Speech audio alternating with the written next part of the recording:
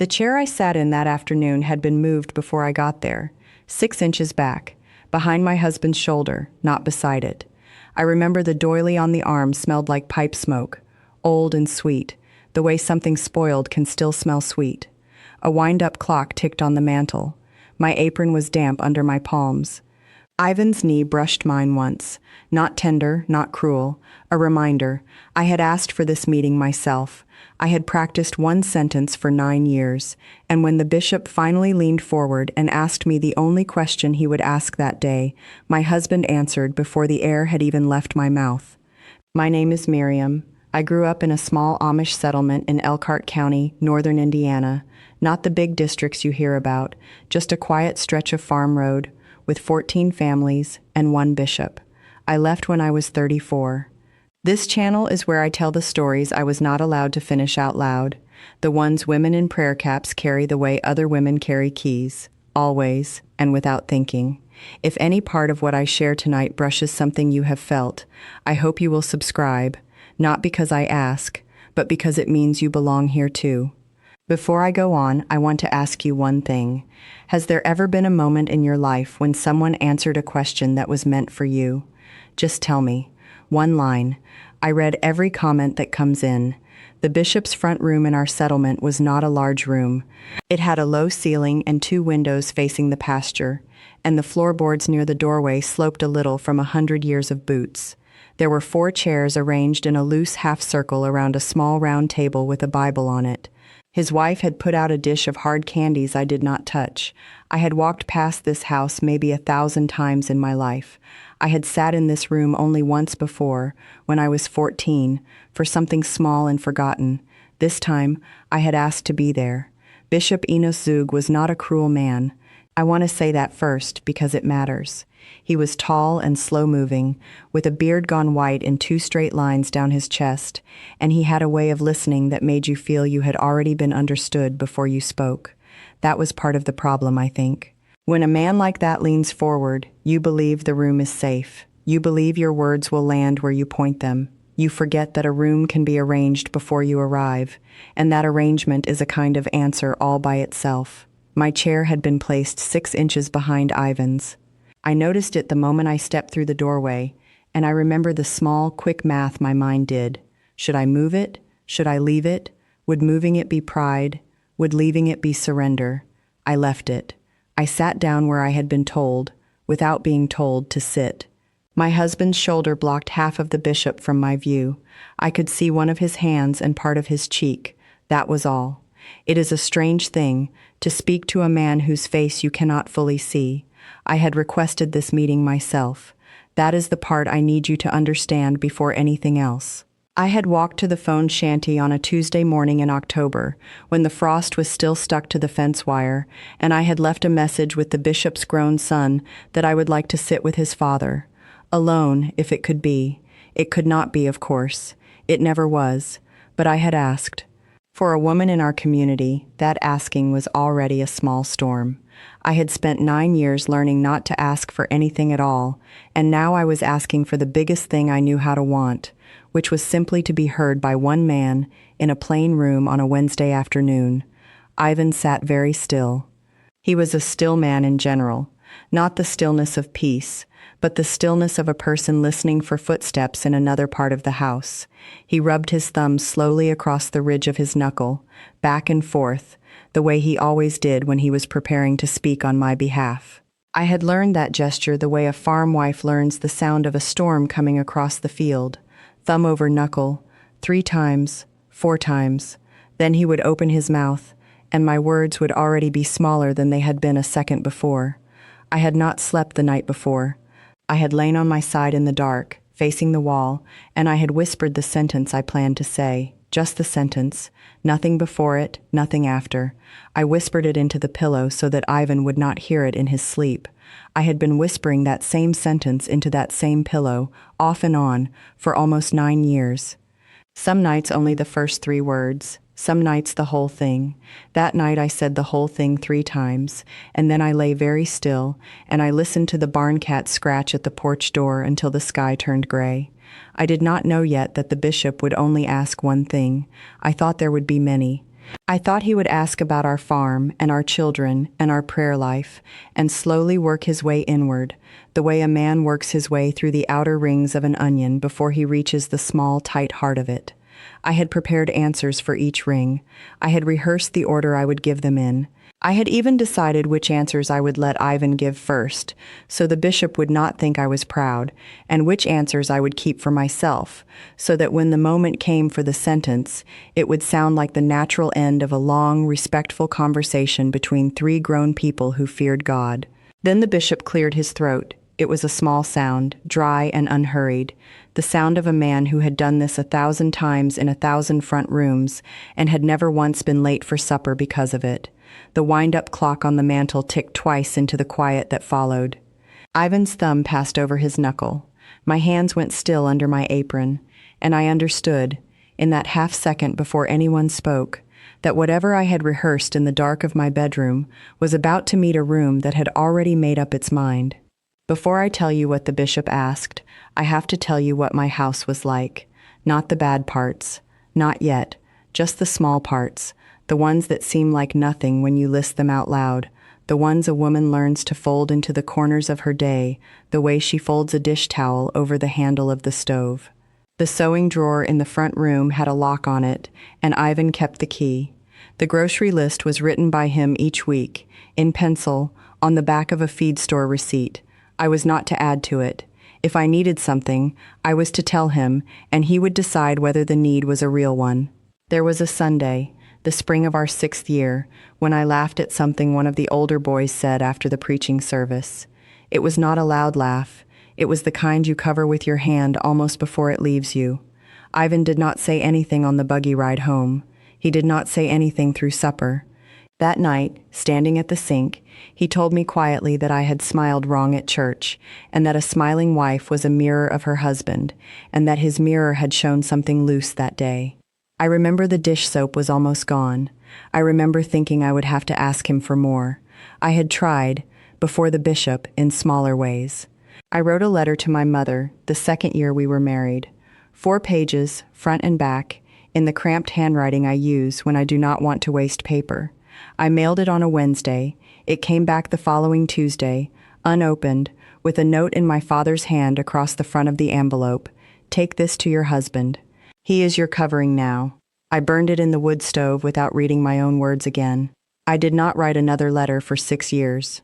I spoke once to my older sister Fanny at a quilting frolic the winter our 2nd child was born. I did not tell her much. I told her Ivan was heavy with me. That was the word I used.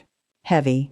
She looked at me for a long moment across the frame, and then she said, in the kind voice she uses for children who have skinned their knees, that a wife is a soft place for a hard man, and that God had made me soft on purpose, and that if I prayed harder my softness would begin to feel like a gift instead of a wound. She meant it well. I have thought about her face across that quilt frame more times than I can count.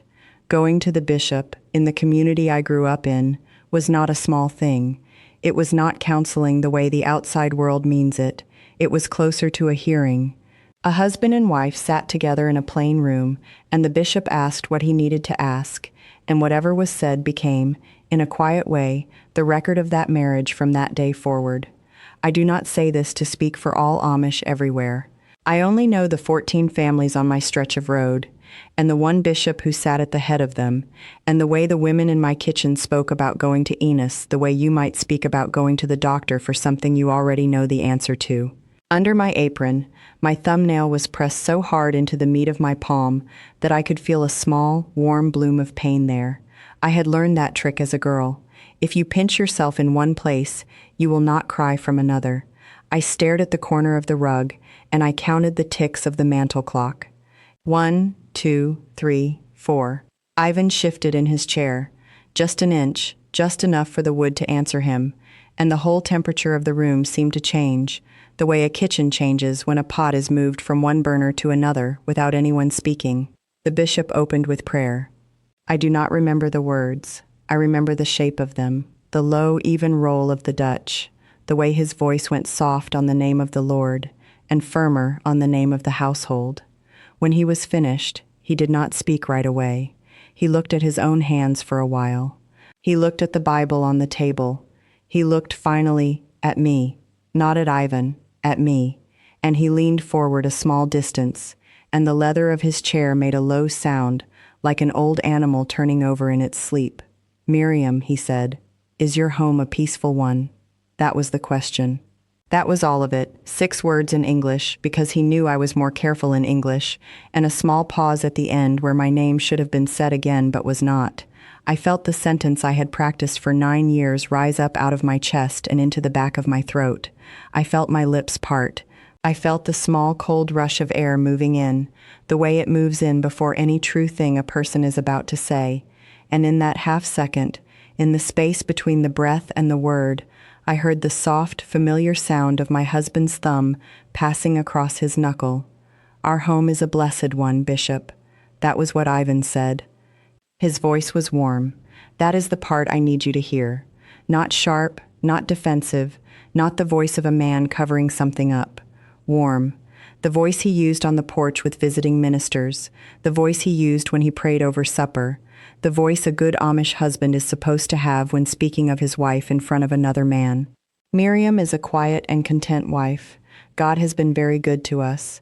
We have no complaint before him. The breath I had drawn in was still inside me. I remember that clearly.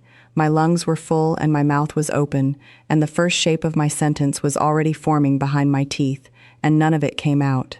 It could not come out. There was no room for it in the air anymore.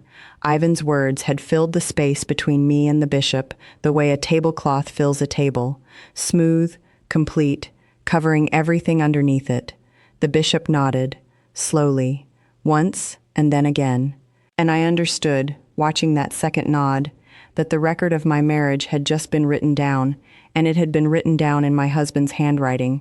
The breath came out of me eventually. It had to, but it came out changed. It was not words anymore. It was just air, thin and used, the sound a woman makes when she has stopped trying to speak in the middle of a sentence and cannot find a graceful way to close her mouth. I closed it anyway. I pressed my lips together the way I had been taught as a girl, plain and even, no expression that could be called anything at all. My thumbnail was still buried in my palm. I remember thinking, very clearly, that I was grateful for the pain there, because it gave my body something to do while the rest of me was becoming quiet. And then something worse happened, and I want to be honest with you about it, because I think other women will know this feeling, and I do not want any of you to feel alone inside of it. What I felt, in the second after Ivan spoke, was relief. A small, sick, secret relief. I would not have to say the sentence. I would not have to watch the bishop's face while I said it. I would not have to carry home whatever answer he gave me. Ivan had lifted the whole terrible weight of it out of my hands, and my hands, without asking permission from the rest of me, went soft with gratitude.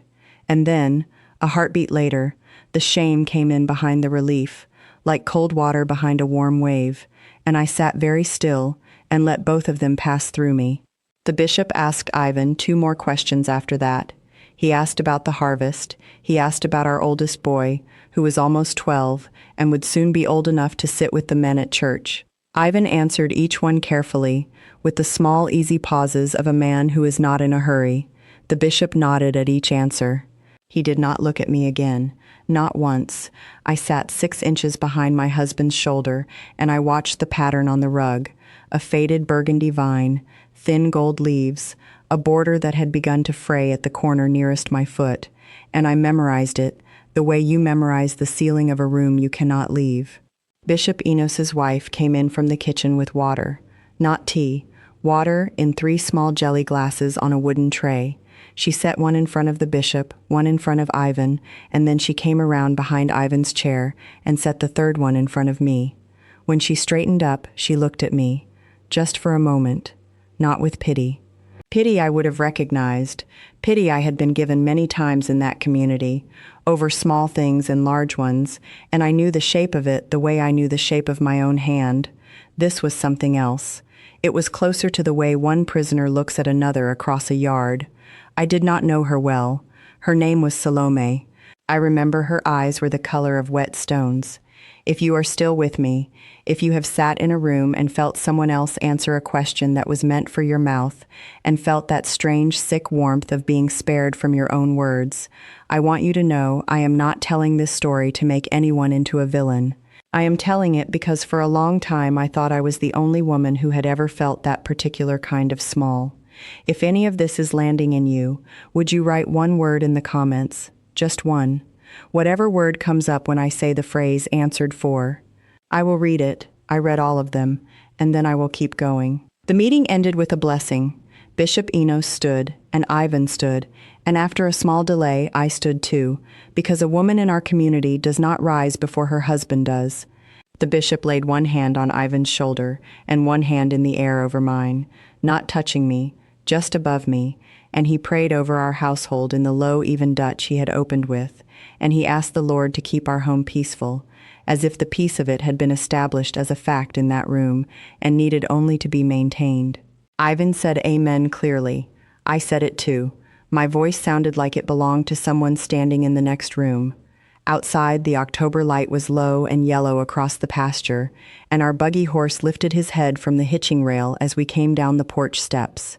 Ivan put his hand on the small of my back, guiding me the way a good husband guides his wife past a puddle or a loose board, and he leaned down close to my ear and told me, quietly, that I had handled it well. That was the word he used, handled. As if the meeting had been a hot dish, and I had carried it from one counter to another without spilling. I climbed into the buggy, and I sat with my hands folded in my lap, and I felt, sitting there in the low yellow light, the shape of my unfinished sentence still resting on my tongue, heavy and round and useless, like a stone I could neither swallow nor spit out. The winter after that meeting was the longest of my life. I do not mean that the way people mean it when they are being poetic. I mean the days were physically long and the nights were physically longer, and I began to notice the exact minute the sun cleared the barn roof in the morning and the exact minute it slid behind the woodlot at night, and I understood for the first time why my grandmother had kept a small mark on the kitchen window with her thumbnail. She had been counting light. I began to count it too. I did not tell anyone. It was the first thing in 9 years I had done without asking. I started keeping things, small things, a letter from a cousin in Ohio that I did not burn, a pressed maple leaf I found stuck to the porch step, the receipt from the feed store where Ivan had written that week's grocery list, folded once and slid behind the flour tin, and on the inside of an empty flour sack, in tiny careful pencil, I began to write the sentence I had practiced for 9 years, not all at once. A word or two at a time, whenever I was alone in the pantry. I would write a word, then rub my thumb over it to be sure the pencil would not lift, then fold the sack and put it back in the drawer with the others. It took me almost the whole winter to finish that sentence on that sack. Salome came to the house in February. She brought back a bread pan I had loaned her sister the spring before, a small dented pan I had honestly forgotten about, and she sat in my kitchen for maybe 7 minutes and drank 1 cup of coffee and spoke almost entirely about the weather. When she left, I found a slip of paper folded inside the pan, a phone number, no name, no note, just 7 digits in a woman's careful hand, and a small cross drawn in the corner, the way our women sometimes marked things they wanted the Lord to watch over. I put the slip of paper inside the flour sack with my sentence, and I closed the drawer, and I did not touch it again for a long time, but I knew where it was. Every day, I knew where it was. The change in me did not come all at once. It came at the supper table, in pieces so small no one else could have named them. One evening in March, Ivan asked our second boy how the calves were coming along, and before the boy could answer, I said, quietly, not loud, not proud, that the smallest one had been off her feed since Tuesday, and I thought we should watch her. Ivan looked at me. Just a look. He did not correct me. He did not agree with me either.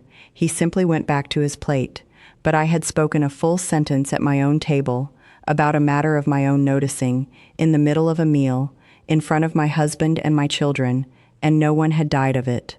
That night I lay in the dark, and I did not whisper anything into the pillow. I just listened to my own breathing, in and out, and I thought, that is a voice. That small thing is still a voice. In April, I asked to see the bishop again. I did not send word through Ivan. I did not send word through Ivan's mother, which would have been the more proper way. I walked to the phone shanty on a Monday morning, and I left a message with Enos's son, the same as before, and this time when I said the word alone, I did not soften it. His son was quiet for a moment on the other end of the line. Then he said he would tell his father. 2 days later, a note came back through the mail slot in Ivan's handwriting. Ivan had opened it first, of course.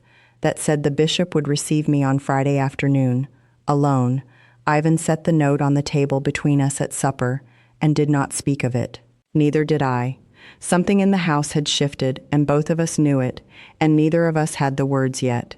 I am not going to walk you through that second meeting.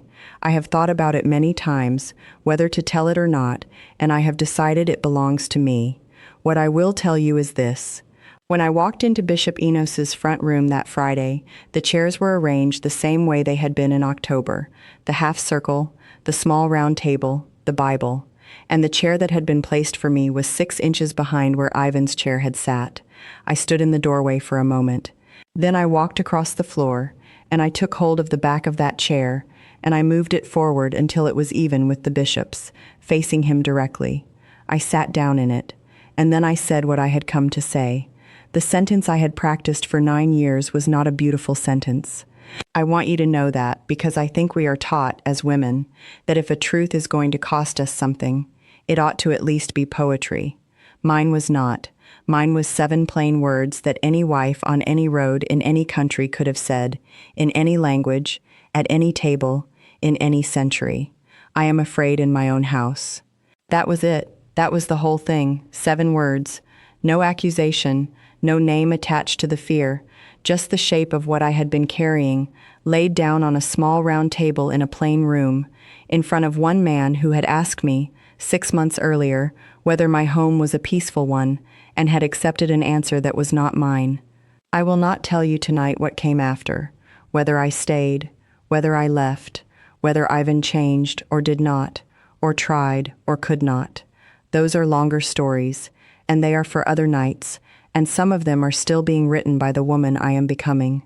What I will tell you is what that one interrupted breath in October actually cost me. It was not my marriage. It was not my community. It was something smaller and larger at once. It was the 9 years I spent believing that if I could just find the right room and the right man and the right question, my own voice would be given back to me by someone else. No one gives it back. You reach in and you take it, quietly, on an ordinary Friday, with your own 2 hands on the back of a chair. There is a therapist I began seeing, some years after I left the settlement, in a small town 2 states away from the road I grew up on. She was a plain woman in her 60s, who wore soft cardigans and kept a bowl of river stones on the table between us. I did not tell her much at first. I did not know how. The words we had in our community for the things that happen inside a marriage were small and few, and the words the outside world used were long and clinical and did not fit in my mouth. So for the first several visits, I mostly looked at the stones. She let me. That was the first kindness. A woman letting me be quiet without asking me to explain the quiet. One afternoon, near the end of our first year together, she asked me what I would have said that day in the bishop's front room if my breath had been allowed to finish. I told her. 7 words. She did not write them down. She sat with them for a long moment, and then she said something I have thought about almost every day since. She said that the deepest kind of harm is not always the harm that is done to us. Sometimes the deepest harm is the harm that is done to what we were about to say. She said a sentence a woman has practiced for 9 years is already a living thing, and when it is stopped inside her mouth, something small and real dies there, and she has to grieve it the way she would grieve anything else that had been alive. I want to give you her words plainly, without dressing them up, because I do not think this kind of truth needs dressing. What she taught me, slowly, across many afternoons and many bowls of stones, is that being answered for is a wound with no bruise. It leaves no mark a doctor can find. It leaves no mark a bishop can weigh. It leaves only a small, quiet ache in the exact place where your own voice used to live, and you learn to press on that place the way you press on an old joint before the weather changes. If any of what I am saying is landing in a place inside of you that already knew, I am not surprised. Most of us knew, most of us just did not have the room, or the woman, or the words to say it out loud. I want to say something to the women listening who are still inside a room like the one I sat in. I am not going to tell you to leave. I am not going to tell you to stay. I do not know your road, and I do not know your bishop, and I do not know your husband, and the women I trust least in this life are the ones who give the same advice to every wife on every porch. What I will tell you is smaller, and I think truer. Your sentence is real, the one you have been practicing in the dark, into the pillow, for however many years. It is real. It is not pride, it is not rebellion, it is not the devil moving in you. It is the plain human sound of a person who has something to say, and that sound is holy, whether or not any man in any room agrees to hear it. I want to say something else too, because I have been quiet about it for a long time, and I do not want to be quiet anymore. The husbands and the fathers and the bishops in stories like mine are not monsters. Ivan was not a monster. He was a man raised inside a system that told him a wife's voice was one more thing he was responsible for keeping tidy, the way he was responsible for the fence line and the ledger and the calves. He was doing what he had been taught. That is not an excuse. It is only the shape of the truth. The thing that hurt me was not one man in one chair. It was a whole quiet arrangement of chairs, in a whole quiet arrangement of rooms, going back further than any of us could see. The system was the thing. The system is always the thing. My chair sits, now, at a small wooden table in a kitchen with yellow walls, in a house I pay the rent on with money I earn with my own hands. It faces a window. The window faces east, which I did not plan, but which pleases me anyway. I placed the chair there myself. I moved it 3 times before I liked where it was. No one told me I was being proud. No one moved it back 6 inches when I was not looking. In the morning I sit in that chair and I drink my coffee, and sometimes I say things out loud. To no one, just to hear the sound of my own voice in a room that has agreed to hold it. That is not a small thing. In some lives, that is the whole thing. If you have been sitting through this story with a sentence of your own resting on your tongue, a sentence you have carried for 1 year, or 9, or 40, I do not need you to say the whole thing tonight. I only want the first 3 words. Leave them in the comments, in whatever language they arrived in you, in whatever handwriting your voice happens to have. I will read them. I will not fix them, or answer them, or tell you what to do with them. I will only sit with them for a moment, the way my therapist once sat with mine, so that you will know they were heard by at least one other woman before the day was over. That is what I can offer. It is not much. It is what I did not have. Thank you for staying with me tonight. Thank you for the quiet on the other side of the screen, which I can feel even though I cannot see it. If this story found you at the right hour, I hope you will come back on the next one.